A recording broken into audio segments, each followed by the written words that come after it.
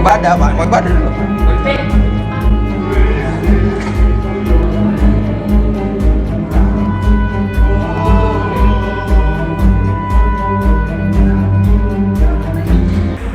Anda buat acara pertama diam-diam. Sekarang berani pasang label gereja di depan sini. Kena kelicikan Anda. Jadi ya, buka harusnya bubar. Tidak ada apapun kegiatan. Saya tidak setuju. Saya tidak setuju. Bubarkan.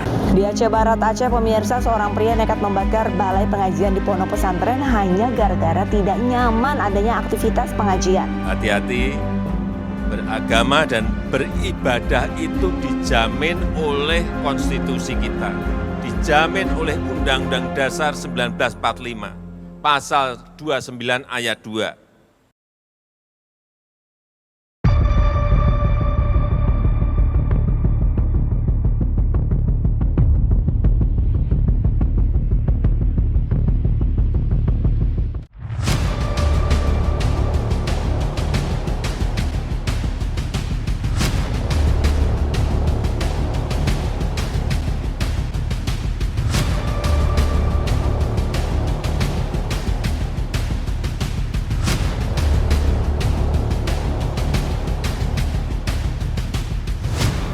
Dari mana, masuk gereja langsung masuk.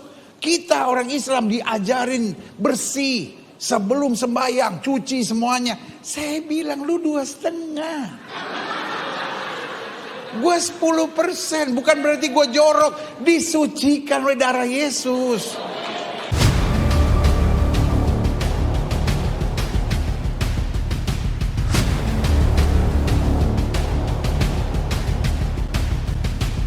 Tidak ada tempat bagi mereka yang tidak mampu bertoleransi di negara kita Indonesia.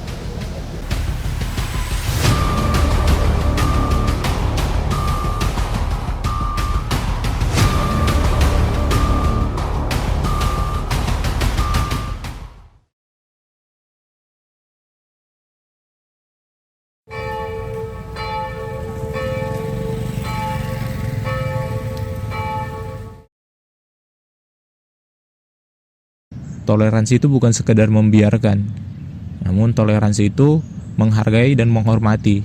Saya yakin apa yang ada dalam Pancasila itu sangat mencerminkan toleransi tersebut.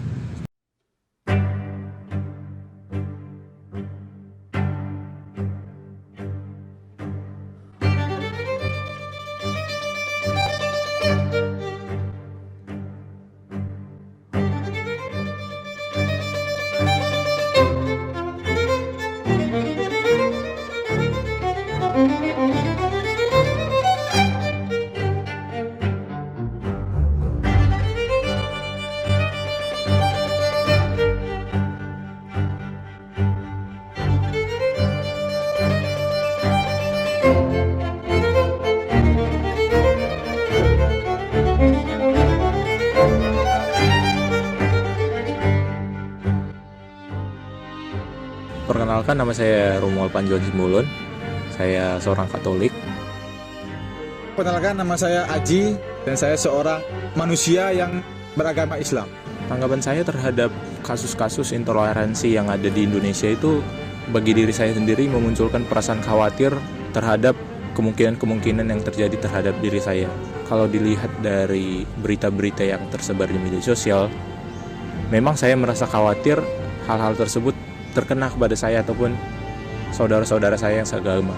Dan rasa khawatir ini terkadang membuat saya was-was dalam melaksanakan kewajiban saya sebagai seorang Katolik. Kalau misalkan ada intoleransi atau pelarangan dalam beragama, itu menurut saya tidak sesuai dengan nilai Pancasila. Itu tidak Pancasilais. Ketika ada orang yang beragama beda dengan saya, terus dilarang beragama, sangat sakit bagi saya, Mas. Ya, menyakitkan. Apalagi lebih menyakitkan kalau mereka adalah orang-orang yang kita kenal. Lebih menyakitkan lagi kalau kita tidak bisa berbuat apa-apa karena adanya mungkin bisa dibilang penahan gitu, ada ditahan oleh warga-warga Indonesia yang kebanyakan tidak mengerti apa itu toleransi dan menganggap tadi toleransi itu hanya membiarkan. Dalam Pancasila itu ada yang namanya persatuan. Kenapa harus persatuan? Karena dengan ragamnya budaya dan agama di Indonesia ini, maka perlulah persatuan di antara semuanya. Supaya apa? Supaya Indonesia itu menjadi negara yang utuh dan juga kompak akan semua kebijakan. Sehingga ketika semuanya kompak dan bersatu, maka terciptalah negara yang kuat maupun maju. Itulah yang diajarkan oleh Pancasila, dibunyikan oleh Pancasila untuk diamalkan oleh masyarakat Indonesia seperti itu. Menurut saya Pancasila sudah berperan sangat besar terhadap keberagaman, khususnya keberagaman agama di Indonesia. Menurut saya karena adanya Pancasila, sudah banyak masyarakat Indonesia yang bertoleransi terhadap sesama orang Indonesia yang beragama yang berbeda.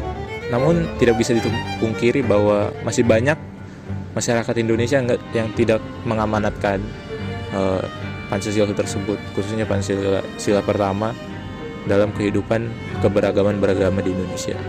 Misalnya Pancasila itu benar-benar diterapkan oleh seluruh masyarakat Indonesia, saya yakin tidak akan ada yang namanya diskriminasi agama dan tempat beribadah tersebut. Sebenarnya kan undang-undang itu udah ada. Tinggal bagaimana cara mengimplementasikannya dengan tegas. Jadi ini bukan hanya peran pemerintah saja, tapi perannya seluruh masyarakat Indonesia. Bagaimana mereka untuk mengimplementasikan apa yang diamankan undang-undang itu. Tentunya pemerintah di sini sebagai fasilitator untuk masyarakat Indonesia mengamalkan undang-undang tersebut.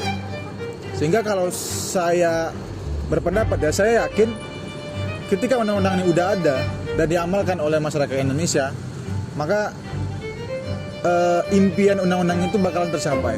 Menurut saya sendiri itu sudah sebuah amanat dari Pancasila dan memang sudah menjadi sebuah dasar, karena dalam isu-isu intoleransi rujukannya terhadap undang-undang tersebut.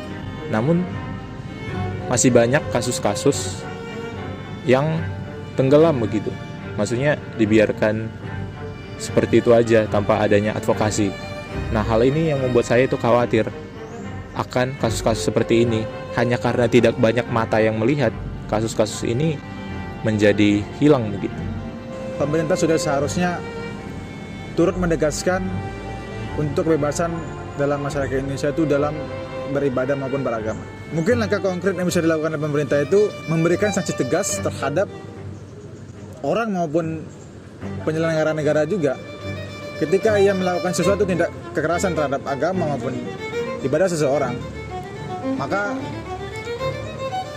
orang tersebut harus diberikan sanksi yang tegas agar apa? Agar terulang kembali untuk kedepannya yang dicontoh oleh masyarakat Indonesia lainnya. Kalau melihat apa yang terjadi sekarang, mungkin pemerintah atau pemangku pemerintahan itu sebaiknya memberikan ruang lebih gitu. Misalnya dalam pembangunan rumah-rumah ibadah, karena ada banyak pembangunan rumah ibadah di Indonesia ini yang diperberat oleh pemangku kepentingan.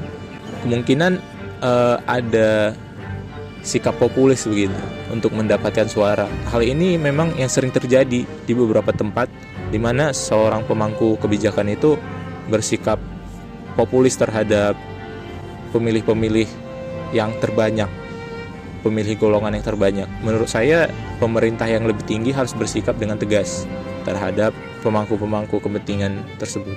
Setiap hal itu kan ada undang-undangnya, ada yang diatur.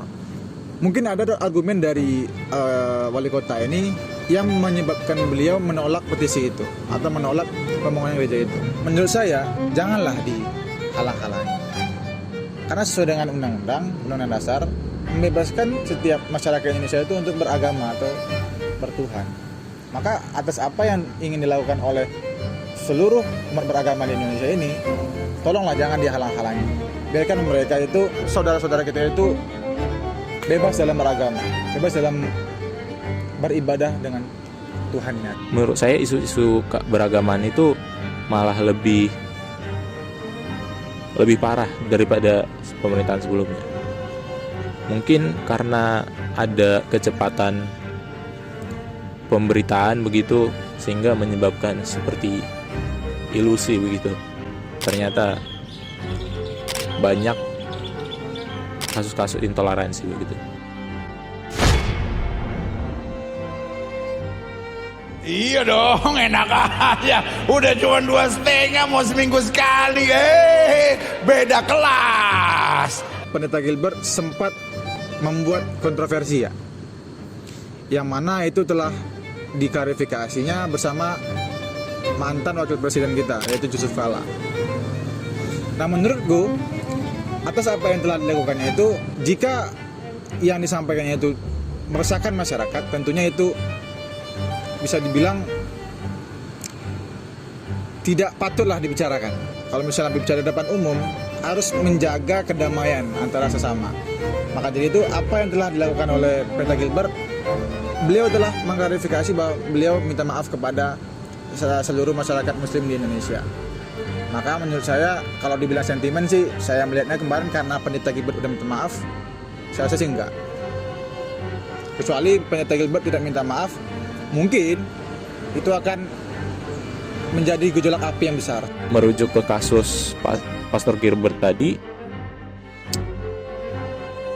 yang saya lihat memang dia itu terlalu konfront terhadap pernyataan-pernyataannya mungkin, dan sebaiknya memang apa yang dilakukannya dengan meminta maaf mungkin sudah benar, dan menurut saya kasus tersebut sebaiknya ya sudah selesai karena dia sudah meminta maaf dan hanya sekedar pernyataan, dan pernyataannya juga tidak terlalu merusak atau membuat konflik.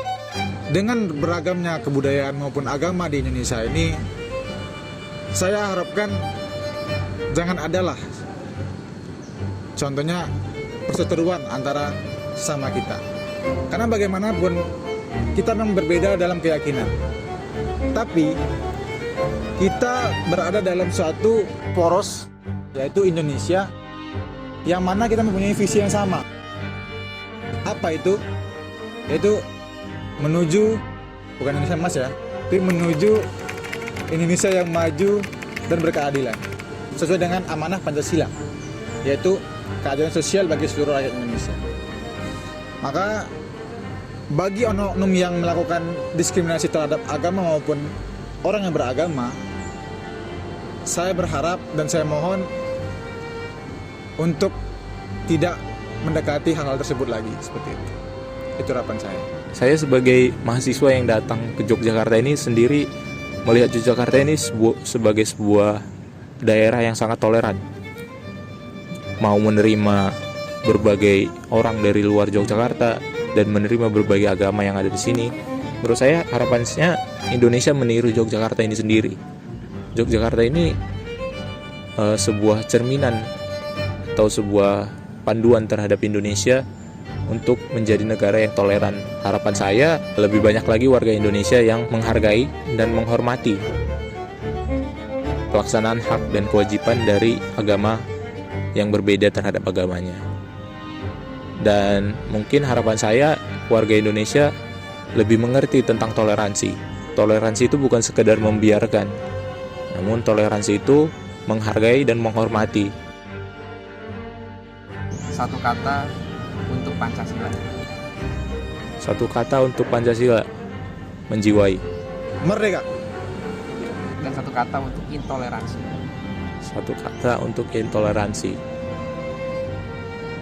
hilang. Tidak. Sudah saja kita tidak memperlakukan Pancasila secara teoritis sebagai ideologi, sebagai dasar filsafat, dan sebagai asas kesatuan dan persatuan bangsa Indonesia. Kita butuh aksi nyata, implementasi, contoh konkret bahwa kita adalah sosok yang Pancasilais. Suram atau tidaknya masa depan ditentukan oleh sikap dan perilaku kita hari ini. Revolusi sikap, stop intoleransi, mari kita perkuat integrasi.